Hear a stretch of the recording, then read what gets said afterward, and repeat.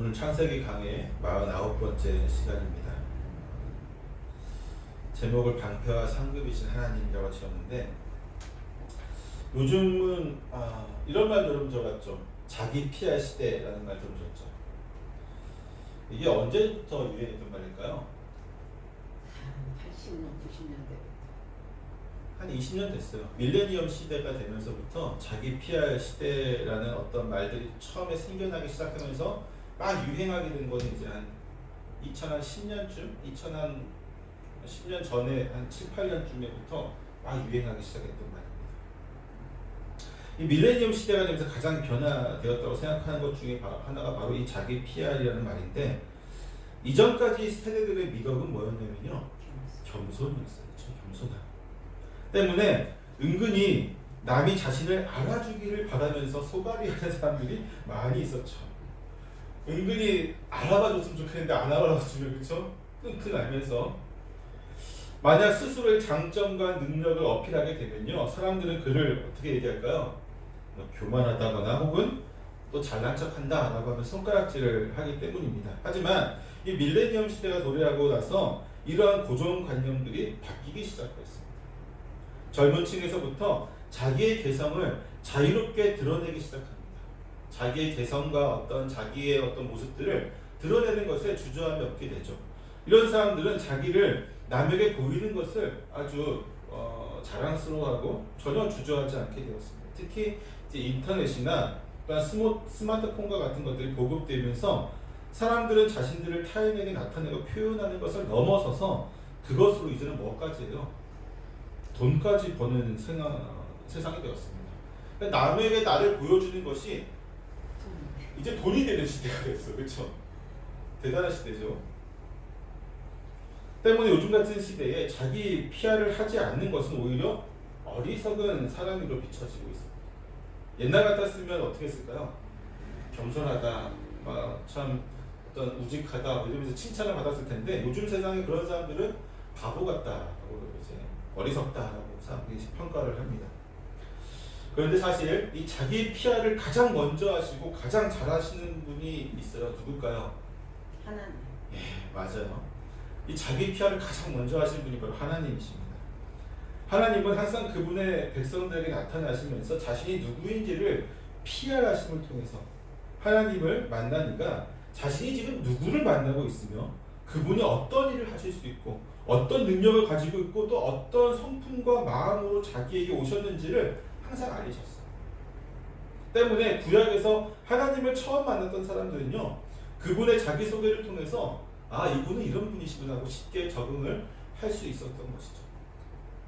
때문에 하나님이 제일 먼저 나타나실 때에 사실은 제일 많이 하시는 말 중에 하나는 뭘까요? 나는 그것도 있겠지만 두려워하지 말라는 말 제일 많이 해요. 왜냐하면 구약에서 인간은 하나님을 만나면 어떻게 해야 돼요? 반드시 죽는다. 왜 그럴까요? 하나님은 속성상 그래요. 하나님은 죄가 없으신 분이잖아요. 우리는 인간은 죄인이기 때문에 죄가 없을 수가 없기 때문에 죄인인 우리가 하나님 앞에 가면 반드시 죽는다라는 것이 구약에 있는 모든 백성들의 상식이었기 때문에 하나님은 그들에게 나타나실 때 두려워 말라. 내가 너 지금 잡아먹으러 게 아니다 라고 말씀하시는 게 제일 많죠. 이런 하나님의 자기소개가 참 많이 있는데, 예를 들어서 이런 거죠. 하나님이 가시떨기 나무에서 모세를 처음 만나실 때 그에게 내가 선 곳은 거룩한 땅이라고 말씀하시면서 이렇게 자기소개를 하십니다. 나는 내 조상의 하나님이다. 나는 내 조상의 하나님. 아브라함과 이삭과 하면서 쭉 얘기하시죠. 그리하여 모세로 하여금 하나님이 자신들의 조상들이 대대로 믿어왔던 그러한 존재임을 알게 하셨습니다. 그리고 하나님 다시 바로 모세에게 애굽에서 고통받는 이스라엘 동포들에게 가라고 명령하십니다. 이때에 모세가 어떻게 합니까? 알겠습니다 합니까? 자신 없어 하죠. 자신 없어 하지 하니까 하나님은 그에게 내가 너와 반드시 함께하겠다. 반드시 너와 함께하겠다 라고 말씀을 해주십니다. 또한 모세가 하나님에게 그의 이름을 묻자 하나님은 이렇게 말씀하시죠. 나는 스스로 있는 자니라. 그리고 모세에게 앞으로 그를 통해서 하나님이 행하실 놀라운 일들을 계속해서 알려주십니다. 두려워하며 주저하는 모세를 강압적으로 애굽에 보낼 수 있었을까 없었을까요? 하나님이. 있지. 그쵸? 내가 하나님인데 내가 하라면 해 하면은 두려워 떨면서 모세가 반항할 수 있었을까요? 못하죠. 두려워 떨면서 갔을 거예요. 하지만 하나님 그렇게 하지 않으셨어요. 하나님이심에도 불구하고 지금 내가 누구인지를 나타내시고 자기 피아를 내가 어떠한 일을 해줄 것이고 내가 너를 어떻게 해줄 것이고 이런 일들은 기적들을 행할 것이고 10가지 재앙을 내리고 이런 여러 자세하게 모세에게 알려주시면서 모세가 두려워 떨면서 억지로 가는 것이 아니라 하나님을 믿고 의지함으로 자발적으로 가도록 하신 게 바로 하나님이십니다. 이게 뭐 어떻게 보면 우리의 믿음과도 관련이 있어요. 우리가 믿는 건 어떻게 믿었어요? 사실 우리가 자발적으로 믿은 거잖아요. 그렇죠? 하나님 믿은 건데 기뻐하는 마음으로 즐거워하는 마음으로 자발적으로 믿는 건데 그렇게 믿도록 누가 인도하시는 거예요? 하나님이 인도하셨어요. 하나님이 이렇게 인도하시면 우리는 절대 그렇게 믿을 수가 없어요. 그래서 우리는 항상 우리가 믿은 것 같은 느낌이 드는데 믿도록 계속 이렇게 우리를 선택하고 인도하신 건 하나님이라는 사실. 결국은 믿음은 누구예요? 하나님이 우리에게 주신 거예요. 사실 우리 잊지 말아야 되겠죠. 또 어떤 예가 있을까요? 하나님이 구약에서 가장 많이 또 자기를 나타내신 분이 어디냐면은 욥에게 나타나신 분. 욥에게 나타나셔서 내가 뭐 도량을 세울 때 네가 있었느냐, 우주에 세웠을 때에 뭐 만물을 바닥 한가운데 네가 보았느면서 하나님이 자신이 모든 행하시는 일들을 말씀하시면서 욥에게 네가 거기 있었느냐, 네가 그것을 아느냐라고 말씀하시면서 하나님의 위대하심과 그걸 광대하신 그분의 어마어마한 능력들에 대해서 말씀해 주시죠. 소개해 주시죠. 이렇게 하나님은 참 너무 친절하시는 것 같아요. 그렇죠? 하나님 자신이 누구인지를 그리고 지속적으로 우리가 자발적으로 하나님을 믿을 수 있도록 설득하여 주신 하나님, 의지할 수 있도록 설득하신 하나님. 그 때문에 우리가 더 하나님을 잘 믿게 되는 것 같습니다. 그래서 오늘은 그 하나님이 특별히 자신을 뭐라고 소개하고 있는지 아브라함에게 방패와 상급으로 소개하고 있어요. 오늘 이 말씀을 좀 같이 한번 나눠보려고 하는데 14장에서 아브라함은 정말로 어떻게 여러분 삼국지 책 읽어보셨어요? 삼국지 책 읽어보면 누가 제일 머리가 똑똑한 것 같아요? 제갈량이죠. 그렇죠? 왜 제갈량은 사람이 다 똑똑하다고 그래요?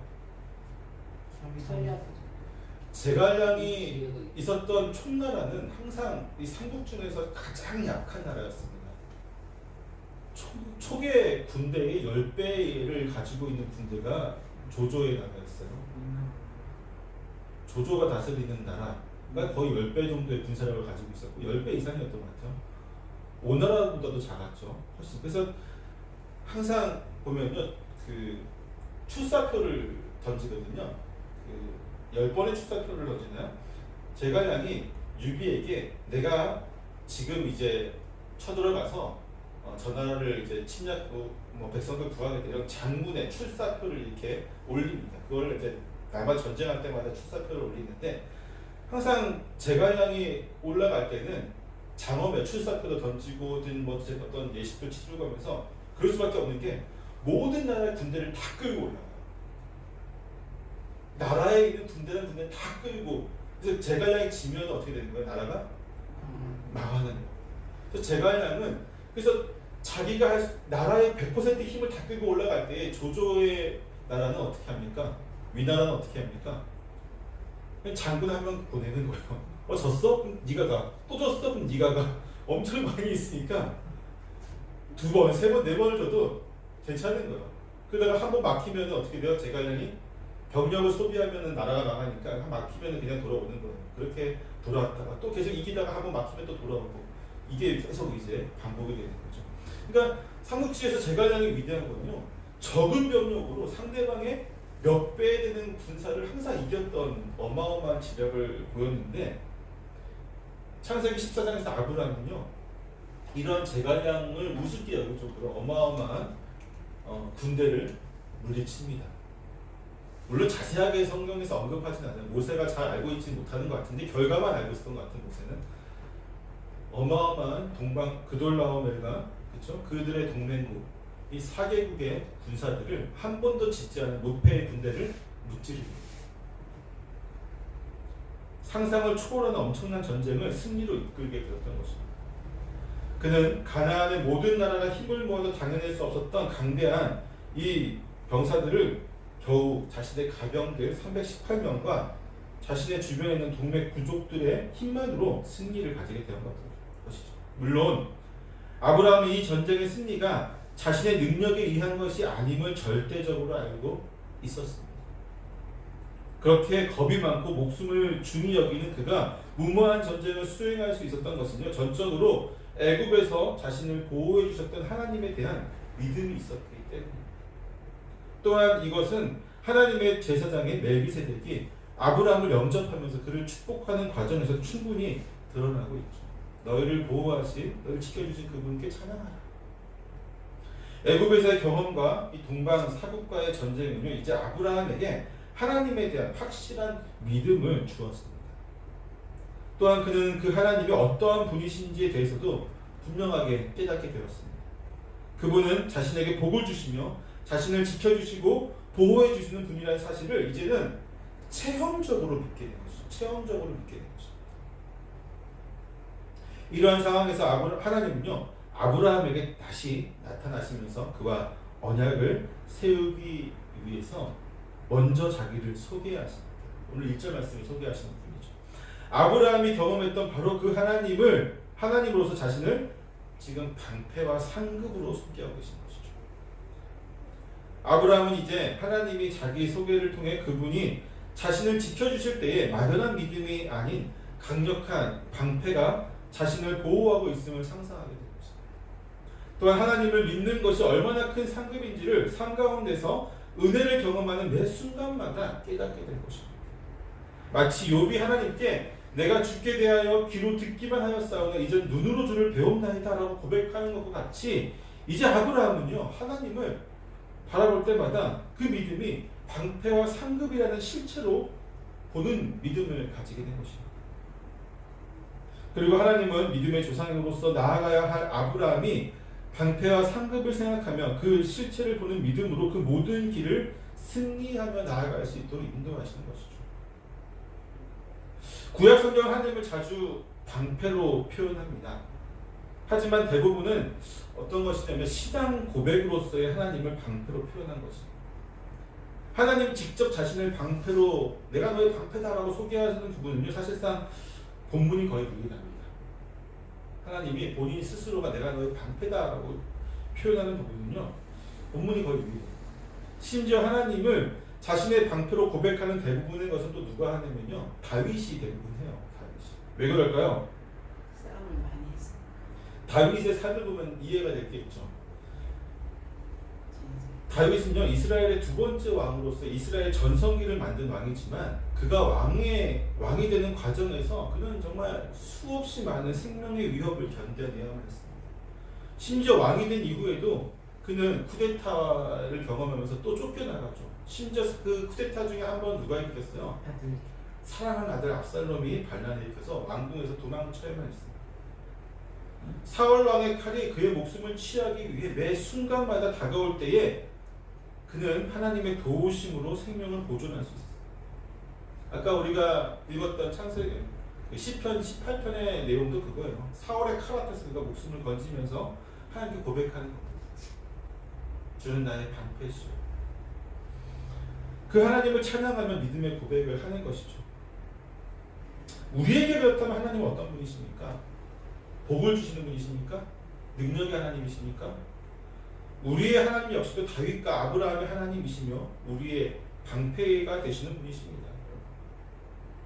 우리의 지난날을 한번 돌아보십시오. 하나님의 인도하신 그분이 친히 방패가 되어 주셔서 보호해 주시고, 그리고 그분이 우리의 삶의 모든 곳에서 함께하여 주심을 우리는 충분히 느낄 수 있을 것입니다. 어려웠던 순간, 힘겨웠던 순간들, 포기하고 싶었던 순간, 또는 절망하고 싶었던 순간, 누군가의 도움이 간절하게 생각되었던 그 순간, 그 모든 순간을 이겨내고 지금 이 자리까지 온 것은요, 결코 우연이 아니라는 것입니다. 우연의 우연을 거듭해서 내가 그 모든 순간들을 이겨낸 것이 아니라고 하는 것이죠. 그 모든 순간에 하나님이 우리와 함께 계시기 때문에 그분이 우리의 방패가 되어 주셨기 때문에 우리는 그 모든 순간을 이겨내고 나아갈 수 있었던 것입니다. 때문에 믿음의 사람들은요, 하나님의 우리의 보호자가 되시고 방패가 되신다고 고백을 하는 것입니다. 믿음의 사람은 당장은 힘겨울지 몰라도 내 지난 역사 속에서 내가 지나온 모든 발자취 속에서 하나님의 방패가 되셔서 나를 보호해 주심을 알기 때문에 지금도 보호해 주실 것이라는 사실을 믿음으로 고백하는 것이죠. 믿음이 없으면 이런 고백을 하지 못합니다. 왜? 그들은 우연히 혹은 내 힘으로 이겨왔다고 생각하기 때문에, 내 능력으로, 내 공로로, 내 의지로, 또 내가 가지고 있는 모든 것으로 그 모든 고난을 이겨냈다라고 생각하는 사람들은요, 결코 믿음을 가질 수 없고 하나님이 그의 방패가 되어주시지도 않습니다. 이러한 모든 고백은요, 대부분 우리가 힘겨운 시간을 극복한 이후에 나오게 되기 때문이죠. 그 힘겨운 모든 순간을 뒤돌아보면서 하나님의 은혜가 없었다면 도저히 지금의 순간까지 올 수 없었다는 것을 깨달은 사람만이 이러한 믿음의 고백을 할 수 있는 것입니다. 삶의 굴곡이 다윗과 같이 많은 신자일수록, 정말 다윗처럼 너무나도 많이 있잖아요, 그렇죠? 고통받았던 순간들이, 그 정도의 삶의 굴곡이 있는 신자일수록 하나님을 더욱더 방패로서 느껴질 수밖에 없을 것입니다. 오늘날에도 하나님은 우리의 방패가 되어주십니다. 믿으십니까? 그런데 사실 오늘 본문에서 가장 놀라운 것은요, 하나님의 자기소개가 방패라는 말씀보다 하나님께서 상급이라고 말씀하신 것에 있습니다. 사실 이게 우리에게 더 은혜로운 말씀입니다. 상급이 무엇입니까? 상급은 우리가 한 일에 대한 상으로 받는 것을 의미합니다. 때문에 사람들을 부리는 위치, 어떤 회사의 어떤 오너라든지 그런 위치에 있는 사람들은요, 높은 상급을 정하여서 사람들로 하여금 열심히 일할 수 있는 동기부여를 하기 때문입니다. 심지어 현대 교회에서도 이런 거 많이 하죠. 매년 전도왕 뽑으면서 점점 상급이 올라가잖아요. 그렇죠? 어떤 교회는 뭐 소형차, 중형차도 막 이렇게 상급으로 배워놓는 것을 보게 되는데, 그렇습니다. 안타깝죠. 교회도 참 세상에 물 들어가는 것 같은데, 하여튼 상급이 클수록 어떻게 돼요? 동기부여가 더 많아지죠. 더 열심히 하게 되죠. 성경 역시 하나님이 주시는 상급에 대해서 자주 언급을 합니다.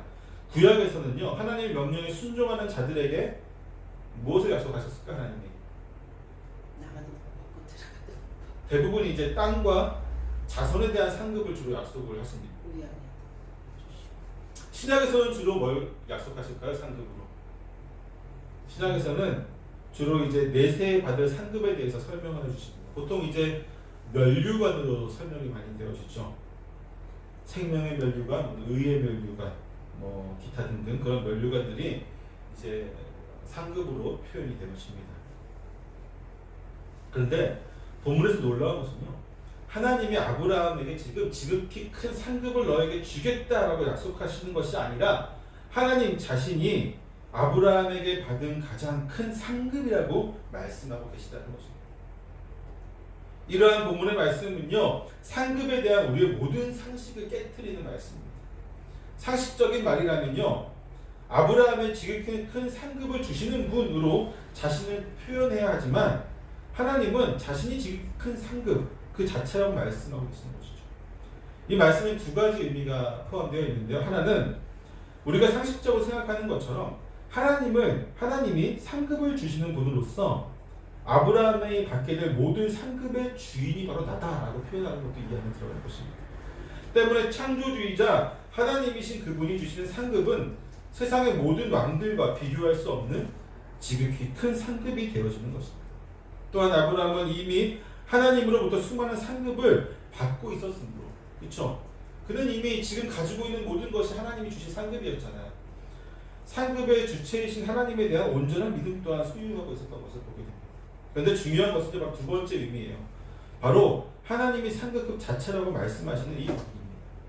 이것이 왜 놀라운 일이냐 하면요, 상급은 아까도 얘기했지만 분명히 일에 대한 대가로 주어지는 것이죠. 상급은 내가 어떤 일을 하는 것에 대해서 보상으로 주어지는 것인데, 하나님이 아브라함에게 나타나시는 것은요, 그가 무엇을 행하고 그에 대한 상급으로 나타나는 것이 아니기 때문입니다. 하나님은 아브라함이 하란에 머물고 있을 때, 그가 우상을 숭배하고 있을 때, 그가 하나님을 전혀 모르고 있었던 바로 그때에 아브라함에게 나타나셨어요.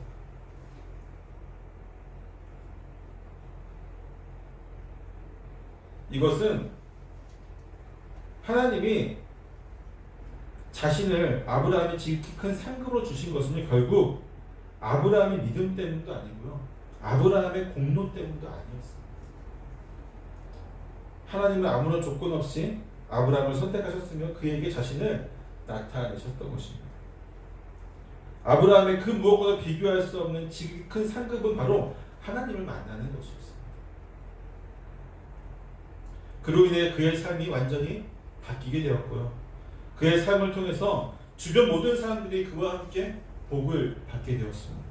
그로 인해 가나안의 모든 백성들이 지금 하나님의 은혜를 입게 된 것입니다. 아브라함 때문에 가나안의 모든 백성들이 지금 은혜를 입었어요.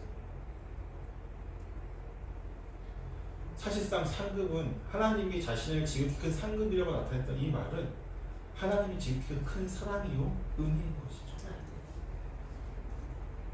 우리에게도 사실상 가장 큰 상급은 바로 하나님이십니다. 그분은 우리가 누리는 모든 복의 근원이 되시고요, 그분이 우리를 선택하여 주시고 값없이 은혜를 베풀어 주심으로 인해서 우리는 구원을 소유할 수 있게 되었습니다. 우리는 구원의 확신을 가지게 된 것입니다. 은혜가 가득 넘치는 삶을 살아갈 수 있게 된 것이죠. 세상의 모든 것보다 하나님이 우리에게 가장 큰 상급이 것입니다. 비록 우리의 노력으로 얻은 것도 아니고 우리가 자격이 있어서 믿음을 가지게 된 것도 아니지만 하나님이 우리와 함께 하시는 것, 그 자체가 우리에게 가장 큰 복이고 상급인 것을 우리는 항상 기억해야만 하는 것입니다. 하나님이 주시는 상급은 보다 큰 하나님이라는 상급을 기억하며 살아가는, 정말 모든 곳에서 하나님이 우리의 모든 것 되심을 고백하는 저와 여러분이 되시길 축원합니다. 여러분, 하나님이요 큰 상급입니다. 근데 자꾸 우리는 하나님에게 뭐라고 요구를 해요? 기도하면서 이것도 조금 주시고 상급을 달라고 하시죠. 자꾸 우리는 하나님하고 거래를 하려고, 기도는요 여러분 가장 기본적인 전제가 뭐가 되어야 되냐면요, 하나님을 높이는 게 전제가 돼요. 그리고 주의 말씀을 의지하여서 기도를 해야 돼요. 근데 우리는 자꾸 기도할 때에 하나님과 뭔가 거래를 하려고 해요. 특히나 거래도 기본적으로 참 바른 거래는 뭘까요?